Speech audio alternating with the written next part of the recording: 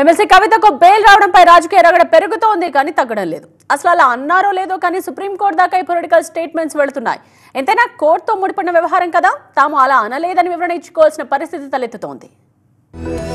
MLC కవితకు bail రావడంతో BRS శ్రేణులు నోళ్లు తీపి చేసుకున్నాయి.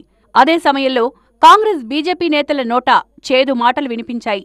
ఎంతలా అంటే ఇక్కడన్న మాటలు ఏకంగా ఢిల్లీలోని సుప్రీంకోర్టు దాకా వినిపించాయి. కవిత బెయిల్పై సీఎం రేవంత్ రెడ్డి చేసిన వ్యాఖ్యలు జాతీయ స్థాయిలో హైలైట్ అయ్యాయి. ఆ కామెంట్లను పేపర్లో చూశామన్న సుప్రీంకోర్టు ధర్మాసనం రాజకీయ నేతల్ని సంప్రదించి నిందితులకు బెయిల్ ఇస్తామా అంటూ ఒకంత ఘాటు స్వరంతోనే ప్రశ్నించింది. బాధ్యతాయుతమైన ముఖ్యమంత్రి చేయాల్సిన వ్యాఖ్యలు కావని స్పష్టం చేసింది. అయితే న్యాయ వ్యవస్థపై సీఎం రేవంత్ రెడ్డి నేరుగా ఎలాంటి వ్యాఖ్యలు చేయలేదని పార్టీ వర్గాలు చెప్తున్నాయి. సీఎం రేవంత్ రెడ్డి కూడా దీనిపై క్లారిటీ ఇచ్చారు. న్యాయ వ్యవస్థను ప్రశ్నిస్తున్నట్లుగా కొందరు ఆపాదించారని, పత్రికల్లో వచ్చిన వార్తలపై బేషరతుగా విచారం వ్యక్తం చేస్తున్నారన్నారు.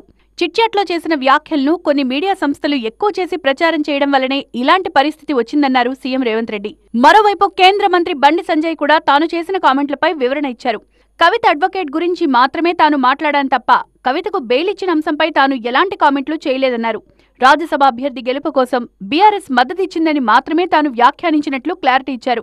నువ్వు కోర్టులో వాదించింది కవితక్క బెయిల్ కోసం ఆర్గ్యుమెంట్ చేసింది అభిషేక్ సింఘవి గారు, అవునా కాదా? పేపర్ చూపెట్టాను, నేను పేపర్ బాజాప్తా ఆధారాలు చూపెట్టినా.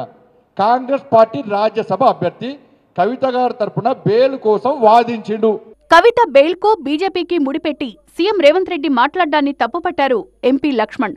కవితకు బెయిల్ వస్తే దాన్ని బీజేపీకి ముడిపెట్టి కోర్టులను కూడా అవమానించేలా సీఎం రేవంత్ వ్యవహరించారన్నారు.